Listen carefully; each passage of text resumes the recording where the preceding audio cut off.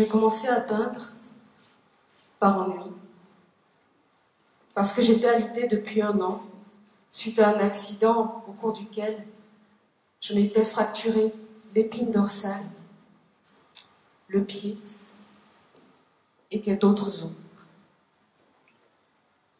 J'avais 16 ans à l'époque et j'étais pleine d'enthousiasme à l'idée de faire des études de médecine. Mais tout s'est arrêté dans un choc entre un bus de Coyoacán et un tramway de Tlalpan. Les bus de mon époque étaient fragiles.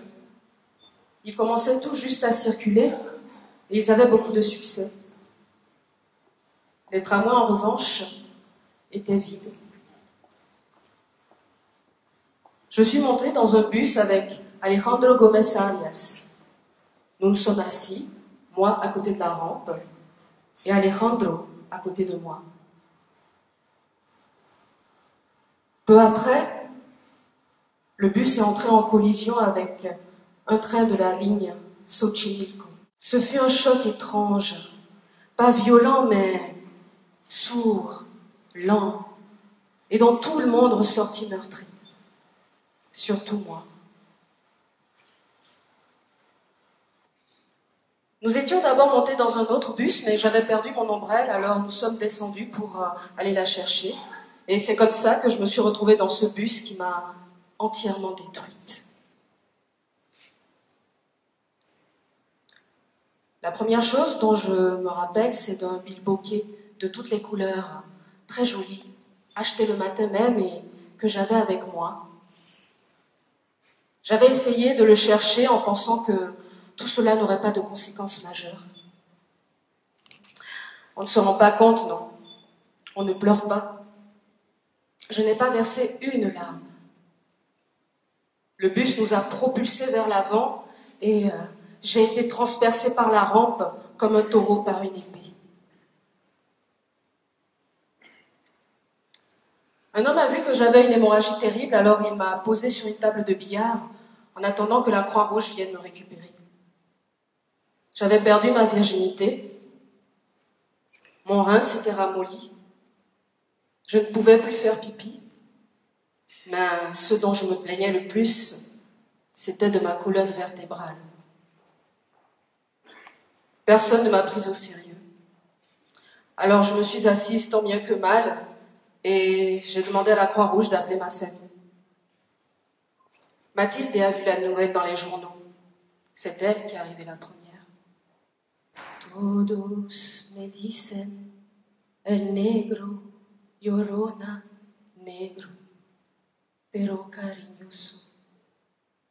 Todos me dicen el negro, llorona, negro, pero cariñoso. Yo soy como el chile verde, llorona, picante, pero sabroso. Yo soy como el chile verde, llorona, picante, pero sabroso. Ay, de mí, llorona, llorona, llorona, llévame a río.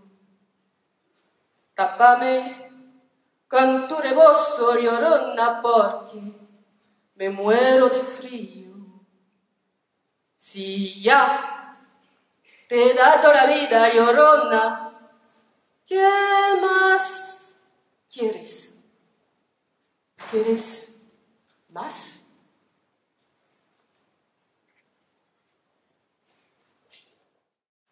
Comme j'étais jeune, ce malheur n'a pas tourné au tragique.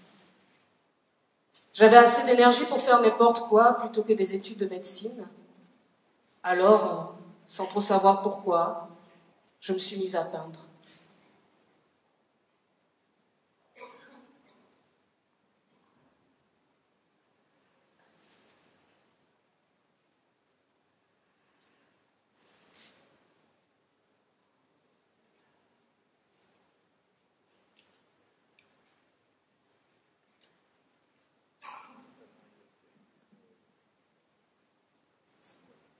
Certains critiques ont essayé de me classer parmi les surréalistes. Mais je ne me considère pas comme telle. En fait, j'ignore si mes tableaux sont surréalistes ou pas, mais je sais qu'ils sont l'expression la plus franche de moi-même, sans tenir compte d'aucun jugement et d'aucun préjugé. Je n'ai pas beaucoup peint et je l'ai fait sans désir de gloire, sans la moindre ambition, avec la conviction d'abord de me faire plaisir et plus tard de gagner ma vie avec mon métier. Je voudrais que ma peinture et moi-même, nous soyons dignes des gens auxquels j'appartiens. Je voudrais que mon œuvre contribue au combat pour la liberté et la paix.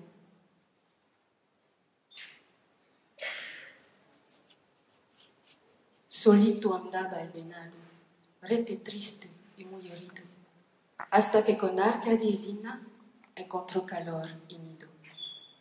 Quand le cerf s'en reviendra, requinqué, joyeux, soulagé, les blessures de son corps meurtri enfin auront été gommées. Gracias, niños de mi vida. Gracias por tanto cariño. En el bosque del venado ya se está aclarando el cielo.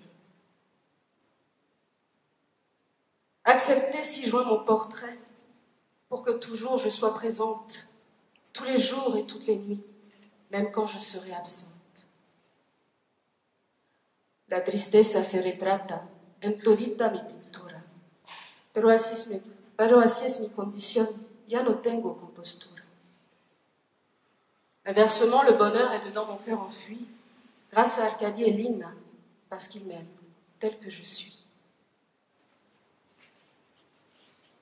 Acepten este cuadrito, pintado con mi ternura, a cambio de su cariño y de su inmensa dulzura.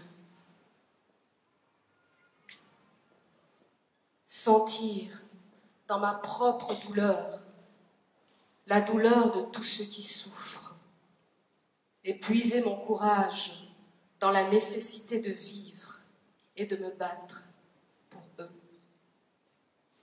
La vie commence demain. Viva la vida.